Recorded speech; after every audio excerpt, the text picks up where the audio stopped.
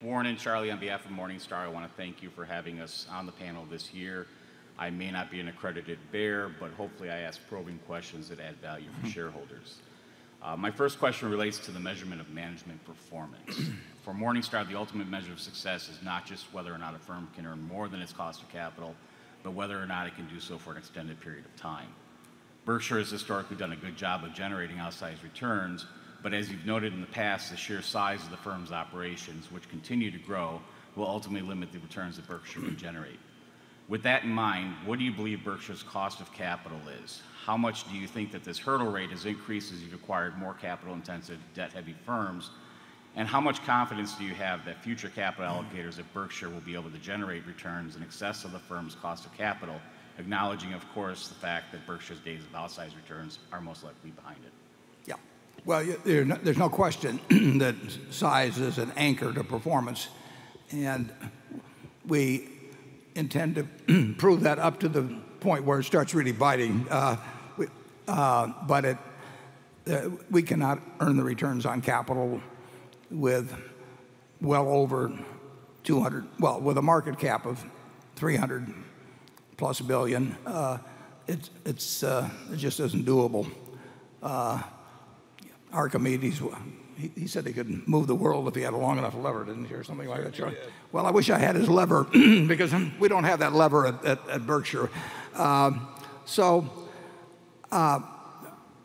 We'll answer two questions there.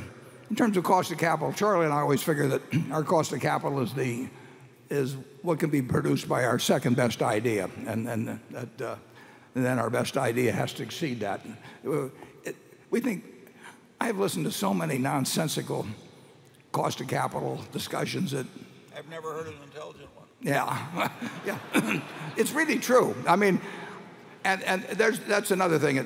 I've been on boards, and the CFO comes in and explains why we're doing this, and it always gets down to, it exceeds our cost of capital, and he doesn't know what the hell his cost of capital is, and I don't know, but I don't embarrass him, so I just sit there and listen to the stuff and apply my own thing, and then still end up voting for it probably if I don't like it, although there have been a few exceptions to that. The real test, over time, is whether what the capital we retain produces more than $1 of market value as we go along. And if we keep putting billions in, and those billions, in effect, are worth, in terms of present value terms, in terms of what they add to the value of the business, more than what we're putting in, we'll keep doing it. We bought a company day before yesterday, I guess it was, and we are spending close to $3 billion US. It's a Canadian company, and we think we will be better off financially because we did that, and we thought it was the best thing that we could do with the $3 billion on that day. And those are the yardsticks that we have. And what I do know is that I've never seen a CEO who wanted to do a deal where the CFO didn't come in and say it exceeded the cost of capital.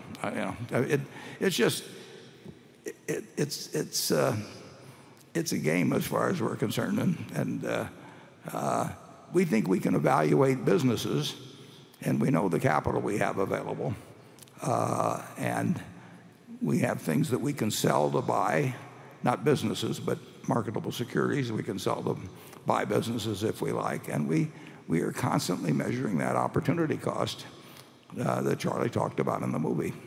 It's an important subject, and one that I think has had more nonsense written about it than about anything, but I'll turn it over to Charlie to go further. Well, a phrase like cost of capital, which means different things to different people, and often means silly things to people who teach in business schools. We just don't use it. Warren's definition of behaving in a corporation so that every dollar retained tends to create more than $1 of market value for the shareholders is probably the best way of describing cost of capital. That is not what they mean in business schools.